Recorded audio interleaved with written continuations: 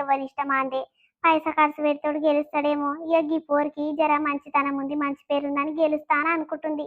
ఆమె ప్రయత్నం ఏమో ఆమె చేస్తుంది కానీ నువ్వెందుకురా అట్లా లొల్లి పంచాయతీ పెడుతున్నావు తాగొచ్చిన పొద్దు. ఓ పోషక్క, నువ్వేమో మీ దోస్తు దిక్కు సపోర్ట్ ఇస్తున్నావు, నీ మొగడేమో మా దిక్కు తిరుగుతాడు, మిమ్మల్ని గెలిపిస్తా నేను నా పిల్లము అని అంటాడు. నువ్వేమో ఈమె దిక్కు సపోర్ట్ చేస్తున్నావు. మంచిగా ఉన్నామని కథ ఇక దోస్తులు కలిసి మమ్మల్ని మోసం చేద్దాం అనుకుంటారు. ఆ పెంటమ్మ దగ్గర ఒక్క రూపాయి లేదు పాడలేదు, ఏమైనా దాని ఇంకా తిరుగుతారు. నీకు ఒక్క రూపాయి రాదా అని వింటుంటే.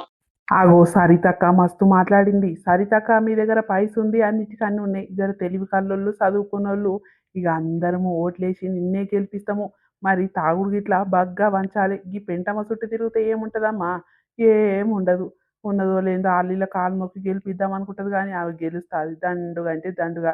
ఏదో మొగనికి ఊకుండలేక పోటీ చేస్తుంది కానీ ఇక ముసలోనికి అవసరమా చెప్పు? నీ తాగుమోత్మకొండ చెప్పు, తాగుడికే బతుకుతున్నావురా ఈ భూమి మీద. ఎవడు దాపిస్తాడా? పుణ్యానికి వచ్చిన తాగుడు తాగాలే, గెలిపియాలని గదే ఉంది కానీ మరి మంచి మనసు ఎవరికి ఉంది? ఏం కథ? ఎవరిని గెలిపిస్తే మంచి పనులు చేస్తారు, అన్నిందాల సౌకర్యాలు ఇస్తారు అని గింత చింత లేదు, గింత ఆలోచన లేదు కానీ తాగుడు ఎవ్వడు పెడతానికే ఓటేయాలి, పైస ఎవరు ఇస్తానికే ఓటేయాలని ఏంద్రా నీ మాటలు? సరే